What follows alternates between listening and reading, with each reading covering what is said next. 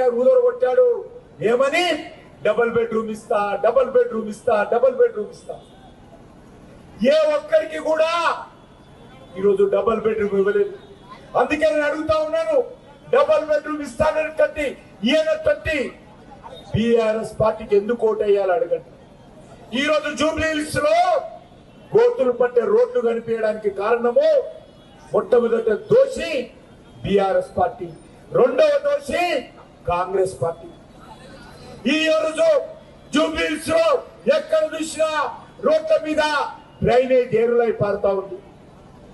దానికి మొదటి దోషి BRS party, రెండవ దోషి కాంగ్రెస్ పార్టీ.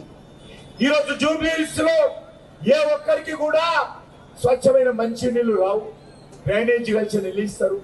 దానికి మొదటి దోషి బీఆర్ఎస్ పార్టీ, రెండవ దోషి కాంగ్రెస్ పార్టీ. అందుకే ఈరోజు అడుగుతా ఉన్నాను, బీఆర్ఎస్ 10 సంవత్సరాలలో ఈ రాష్ట్రాన్ని దోచుకున్నది. బంగారు తెలంగాణ అని చెప్పి కేసీఆర్ కుటుంబం మాత్రం బంగారు తెలంగాణ. ఏ ఒక్క ఉద్యోగం భర్తీ చేయలేదు, ఒక టీచర్ ఉద్యోగం భర్తీ చేయలేదు.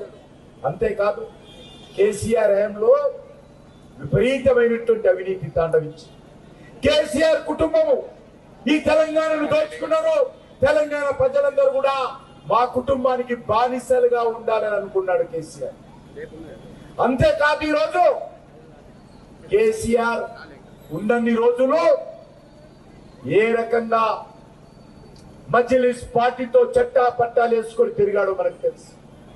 జూబ్లీ హిల్స్ లో కూడా బీఆర్ఎస్ పార్టీ నాయకులు మజ్లిస్ పార్టీతో కలిసి మన మీద ఏ రకంగా దాడులు చేశారో మనకు తెలుసు, ఏ రకంగా దౌర్జన్యం చేశారో మనకు తెలుసు, ఏ రకంగా గుండాయిజం చేశారో మనకు తెలుసు.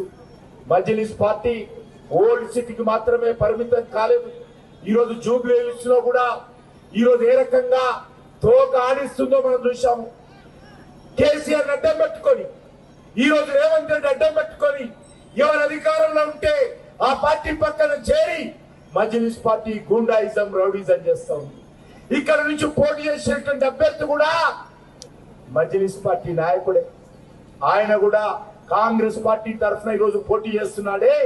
ఆయన కూడా 2014లో మజ్లిస్ పార్టీ తరఫున పోటీ చేశారు.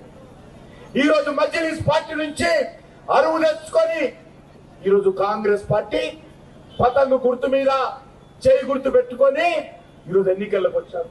అందుకే మీ అందరినీ కోరుతా ఉన్నాను, మజ్లిస్ పార్టీని పెంచి పోషించేది బీఆర్ఎస్ పార్టీ, కాంగ్రెస్ పార్టీ.